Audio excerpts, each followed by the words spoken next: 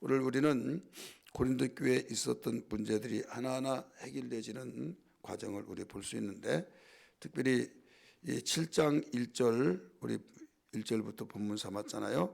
그런즉 사랑하는 자들아. 그래서 이 그런즉을 잘 이해를 해야만 됩니다.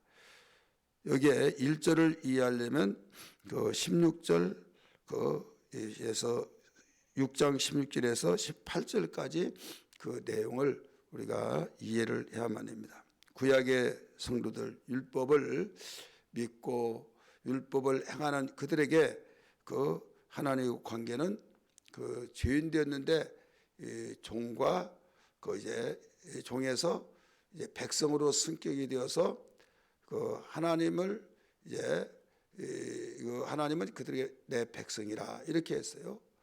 종에서 백성이 됐다는 엄청난 신분 승격입니다.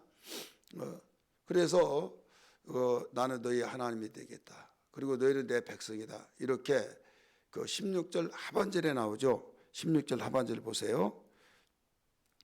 16절 하반절, 내가 그들 가운데 거하며, 고린도후서 6장입니다.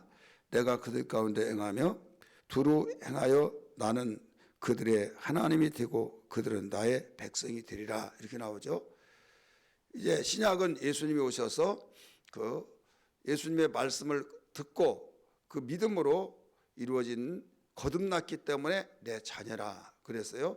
우리가 모를 때는 하나님의 백성이 막 또 성전이 막 뒤죽박죽 기도할 때가 있는데, 이제 알 뒤로서는 우리가 지금은 성전이 아니라 그 교회, 성전은 그 뭘 성전이라고 하냐면 제단은 그 무엇을 제단이라고 하냐면 살아있는 짐승을 잡아서 죽여가지고 그 위에 올려놓고 제사 드릴 때 쓰는 용어입니다. 제단.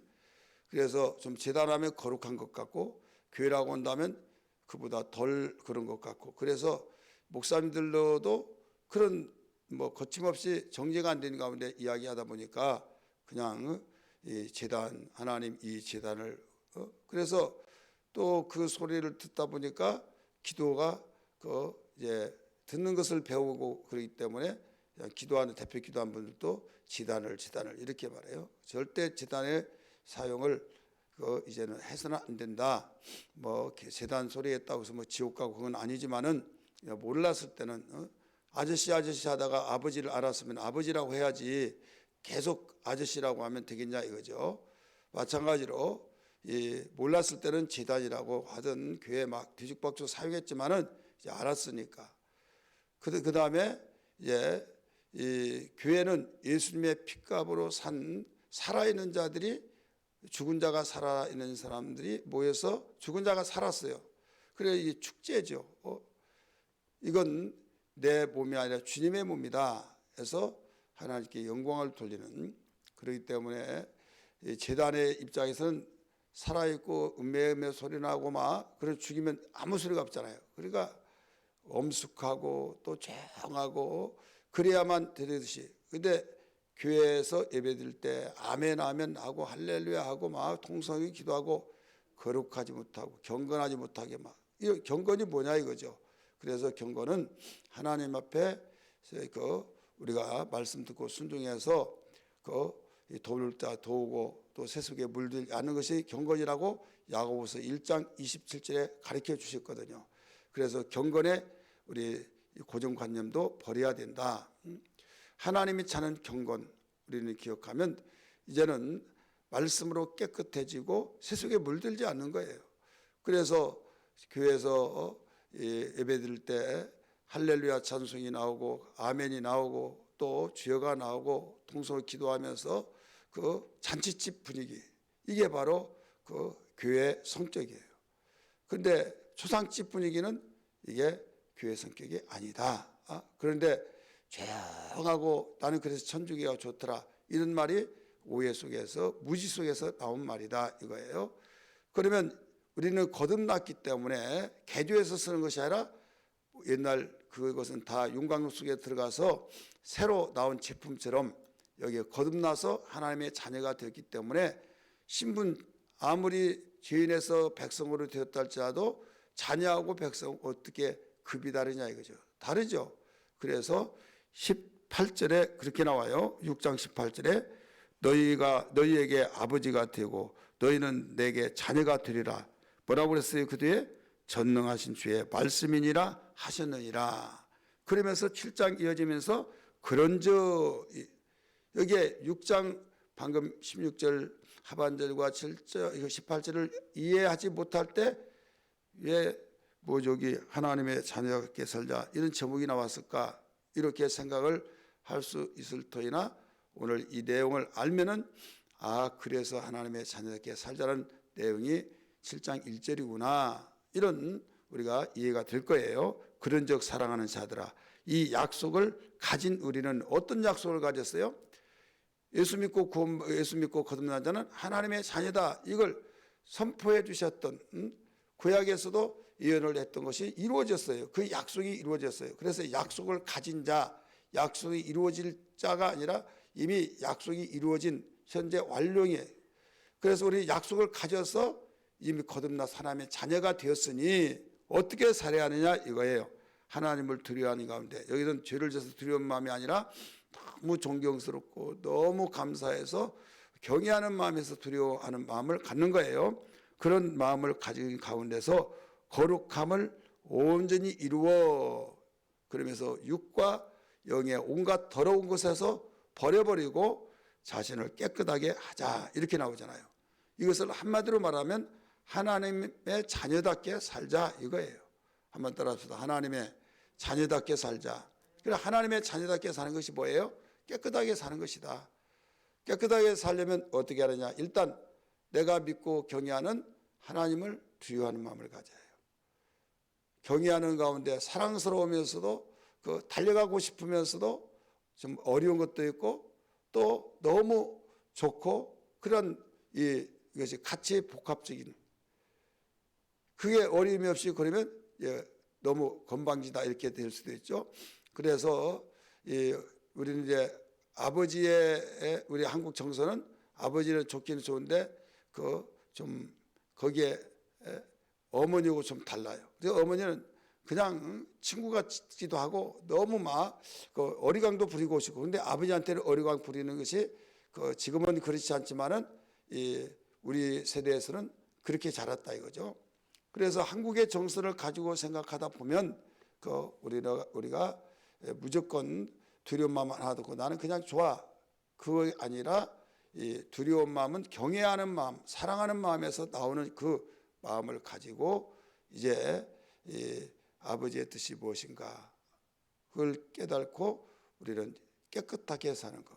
깨끗하게 사는 것은 거룩한 삶 그것밖에 없는 거예요. 그래서 너희가 거룩함이 없이는 하나님을 뵐 수 없다. 히브리서 2장 12장 14절 가르쳐 주시고 있듯이 우리는 어떤 일이 있더라도 이것이 자녀답게 사는 길이다. 믿으시길 바랍니다. 두 번째, 첫 번째는 거룩하게 사는 것이 그래서 하나님의 자녀께 사는 것이다. 우리가 찬송을 우리 불렀죠. 거룩하게 살자고. 두 번째는 마음을 넓히면서 사는 것이 하나님의 자녀답게 사는 것이다. 이 내용은 2절부터 4절까지 있는 내용입니다. 우리 한번 성경 2절 한번 보세요. 마음으로 뭐라고 그랬어요? 우리를 영접하라. 우리는 아무에게도 불의를 행하지 않고 아무에게도 해롭게 하지 않고 아무에게도 속여 빼앗는 일이 없노라. 지금 바울은 감정적으로 말한다면 화가 완전히 피가 거꾸로 오를 것 같은 그런 심정에서 아주 마음이 정말 격화되는 그런 마음이에요. 왜 그런가 하면 불의를 행했다. 또 여기서 가르쳐주고 있는 것처럼 많은 것을 해롭게 했다. 또 우리 그걸 빼앗았다. 막 이런 오해를 하고 있다 이거죠. 그러면 그 말을 듣고 어떻게 되겠어요? 내가 불의를 했다고? 우리가 빼앗았다고? 막 그러면서 정죄시키기 위해서 모든 것을 다 근거를 내세워서 너희들 잘못했냐 안 잘못했지 않느냐 막 이렇게 할 수도 있잖아요. 그런데 그 마음을 그렇지 않고 넓은 가슴을 가지고 그들을 포용하면서 받아들였다 이거죠. 그 내용이 2절 내용이 뭐냐면 그들이 고린도 교회 성도들이 바울에 대한 오해를 한 것이 어떤 오해였는가 하면 불공평하게 사람을 대했다 이거예요. 이 사람이나 예를 들어서 있는 사람이나 없는 사람이나 남자나 여자나 어린아이나 어른이나 똑같이 공평하게 대하는데 너무 차별나게 대했다 이거예요. 그러면서 느껴진 것이 각각 다르기 때문에 그래서 누구하고만 이야기하고 누구는 이야기하지 않고 우리는 완전히 이 사람 아는 사람이고만 이것이 말을 잘하는 사람들이 퍼뜨리다가 보니까 바울이 완전히 불의한 자가 되어버린 것이다 이거죠. 두 번째, 이제 복음주의이기 때문에 복음을 전하는 자이기 때문에 복음이 최고다고 하다 보니 여기에서 율법주의자들 있죠. 하나님을 섬길 때 지금은 우리는 그 구약 시대에 굉장히 멀리 왔지만은 그 당시는 전환점이에요.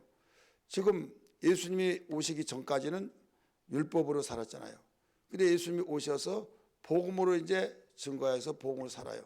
그 바톤을 이어받고 지금 복음을 살아가는데 지금 율법으로 사는 사람들이 율법을 지키며 사는 사람들이 유대 교회가 유대주의자들이 너무 많다 이거죠. 숫자적으로 그들은 국교가 유대교고 그래 율법을 중심해서 신앙생활하고 있는데 여기에서 율법을 해롭게 했다는 거예요. 율법을 해롭게 했다. 복음을 강조하면서 율법을 필요 없다 뭐 하면서 해롭게 여겼기 때문에 이게 잘못됐다. 이 내용을 이 오해를 하고 있다 이거죠. 그래서 여기에 하는 말이 2절에서 그렇게 나온 거예요. 불의를 행하지 않고 아무에게도 해롭게 하지 않고 이렇게 나오잖아요. 아무에게도 불의를 하지 않고 아무에게도 해롭게 하지 않고 복음을 통해서 율법을 해롭게 했다. 그런 오해를 받고 세 번째는 우리는 고린도 전서에서도 발견할 수 있듯이 예루살렘 교회가 어려웠을 때 구제 헌금을 하자고 해서 했던 것을 기억나죠? 데살로니가 교회에서도 했다. 우리는 예루살렘 교회가 없을 때는 없었더라면 우리는 이방인 여러분에게 여기 복음이 전거될 수 없다. 예루살렘 교회는 모든 교회 어머니와 같은 교회다.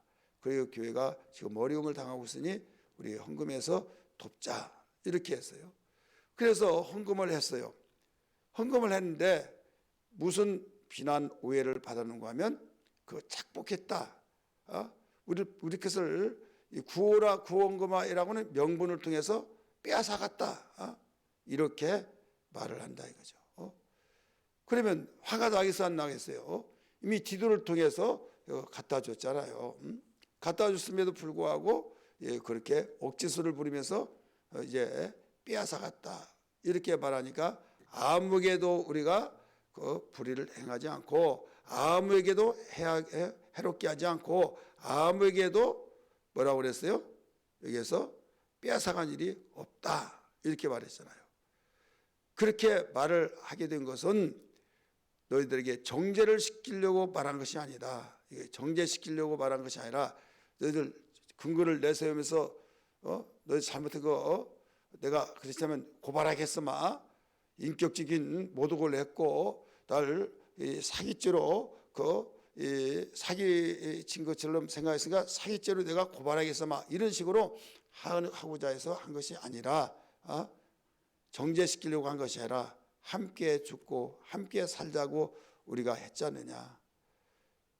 그러면서 우리가 살아있기 때문에 우리는 이런 말이 있잖아요. 함께 살고 함께 죽자 이 말이 있고 함께 죽고 함께 살자 어느 말이 여러분 듣기가 좋아요? 제가 성경에도 우리 함께 죽고 함께 삽시다. 그러면 복음을 모르면요 굉장히 그게 귀에 거슬리는 거예요. 아니 살려고 지금 예수 믿고 살려고 하는데 뭐 죽자고 하면서 굉장히 거부 반응이 일어난다 이거죠. 근데 복음을 아는 사람은 아멘 아멘 주여 주여 하면서 주여는 그렇게 하는데 내가 안 죽어서. 그런데 여기에서 그래서 바꿔서 작사하면서 죽고 살자 이제 이렇게 했습니다만은, 아니 살고 죽자, 예수를 위해서 살고 예수를 위해서 죽자 이렇게 이제 모르니까 그렇게 했지만은, 우리 정상적인 보면 죽는 것이 먼저고 사는 것이 나중이에요. 그게 뭐냐면 죄가 먼저 예수 안에서 죽고 그 다음에 예수와 함께 살고, 침례가 그렇잖아요. 물속에 들어간 것이 먼저죠. 내 죄가 예수와 함께 죽는 거예요. 그래서 우리가 함께 죽자, 예수와 함께 죽자, 내 자가 죽자, 내 고집이 죽자, 내 예수 성품이 다 죽자. 이제 물에 올라왔을 때는 이제 우리는 예수와 함께 살자 이 뜻이거든요. 지금 평상시에 바울은 그 교회를 세우면서 그런 운동을 했다 이거죠. 그래서 그때 일을 상기시켜 준 거예요. 우리 3절 한번 보세요. 3절 같이 읽습니다. 내가 이 말을 하는 것은 2절에 있던 말씀, 아무에게도 불의를 하지 않고 아무에게도 해롭게 하지 않고 아무에게도 빼앗는 일이 없다, 이 말을 하게 된 것은 너희를 뭐라고 그랬어요? 정죄하려고 하는 것이 아니라 내가 이전에 말했거니와 이전에 평상시에 말했거니와 너희가 우리 마음에 있어 함께 죽고 함께 살게 하고자 함이라. 그러니까 너희들이 그렇게 누구한테 말을 들었나는 모르겠지만은 그런 소리를 다 듣고 얼마나 속상했겠느냐. 근데 살았으니까 그런 소리가 들려지지, 내가 예수 안에 죽었다고 하면 들려지겠느냐. 우리가 이전에 말했던 것처럼 함께 죽고 함께 살자고 했느냐. 이미 죽었다고 하고 이거 모든 거 하나님께 맡기고 그러면 그 소리가 들려지겠느냐 하면서 분명히 내가 정죄하려고 한 것이 아니다, 함께 죽고 함께 살게 하기 위해서 이런 말을 했다. 만약에 이것을 나도, 바울도 마찬가지예요. 감정이 있으니까 그 말 듣고 푹 하면서 그럴 수 있냐, 내가 증거 다 가지고 있으니까 너희들 말에 책임을 지라 마 하면, 살았으니까 그렇게 하잖아요. 자존심이 있으니까, 화가 나니까. 그러면 그들도 하려면 하라 막 하면 같이 다 죽는다 이거죠. 근데 우리가 함께 예수님께 맡기고 다 우리 그런 소리 듣다도 속상한 일이 있지만은 그들도 속상하고 바울도 속상한 거예요. 근데 우리가 예수 안에 죽어버렸으면 이것은 우리는 다 주님께 맡기고 거기에서 일이 해결된다. 그리고 함께 살면은 하나님께 또 맡겼으니까 해결되지 않느냐. 그러면 너희들도 살고 우리도 사는 거다 이거예요. 이런 마음을 가는 건 쉬워요? 어려워요? 어렵죠. 그래서 넓은 가슴을 가져야 된다. 넓은 마음을 가지면 하나님의 자녀답게 살 수 있다, 이런 말씀입니다. 이해되시면 아멘 하시기 바랍니다. 그래서 여기 4절에 이런 말을 해요. 문제가 이제 해결된 거예요. 해결되고 얼마나 깊은지 모르는 그 장면을 가르쳐주고 있죠. 나는 너희를 향하여 담대한 것도 많고 너희를 위하여 자랑하는 것도 많으니. 너희를 향한 것은 누구예요? 고린도 교회. 고린도 교회에 대해서 자랑할 것도 많다, 또 담대할 것도 많다. 그러니까 떳떳한 것이 담대하잖아요. 자랑할 것 칭찬이잖아요. 그러니까 이 마음이 넓으니까, 사람은 마음이 넓으면 좋은 것은 다 자랑하고 싶고 안 좋은 건 허물을 덮으려고 그래요. 근데 마음이 좁아가지고 밴댕이 속만 하면 좋은 것은 생각도 안 나요. 안 좋은 것만 막 생각나요. 짐승도 이 고양이하고 개하고는요 완전히 정반대입니다. 고양이는요 주인이 아무리 잘해주더라도요 안 좋은 것 딱 하면 그것만 기억해서 안 갚으면 합니다. 근데 개는요 아무리 발로 걷어차고 막 하더라도요 깨갱하고 도망갔다가도 이리 와 그러면 오고 이 좋은 것만 기억하지 나쁜 걸 기억을 하지 않습니다. 그러니까 똑같은 동물인데도 그 성격이 정반대예요. 그래서 고양이는 그 꼬리를 막 이렇게 세우면 지금 화가 난 거예요. 개는 꼬리를 내리면 화가 난 거고 꼬리를 올리면 기분이 좋은 거예요. 그러니까 이런 성격이 각각 다르고 있듯이 지금 그런 상황 속에 있더라도 불의를 행했다, 해롭게 했다, 빼앗아갔다 그런 말을 듣더라도 가슴을 넓게 가지고 내가 너에게 담대하는 것과 너희를 위해서 자랑할 것 많이 있다. 그러면서 뭐라고 합니까? 내가 우리의 모든 환난 가운데서도 위로가 가득하고 기쁨이 넘치도다. 그러면서 고린도 교회 성도들을 통해서 그런 속상함들 있지만은 하나님께서 다 아시니까 위로를 해주시고 그 위로를 해주신 것을 통해서 모든 것을 그래도 우리는 예수의 핏값으로서 하나 되어서 피로서 세워진 교회로서 끊을래 끊을 수 없는 가운데서 기쁨이 있다. 기쁨이 넘치다 이거예요. 얼마나 넓은 가슴이면 그렇게 되겠느냐 이거죠. 오늘 하나님의 자녀답게 살기를 주의 이름으로 축복합니다. 하나님의 자녀답게 사는 것은 하나는 거룩하게 사는 것. 두 번째는 어떤 마음이에요? 넓은 마음을 가져야 된다. 기도하겠습니다.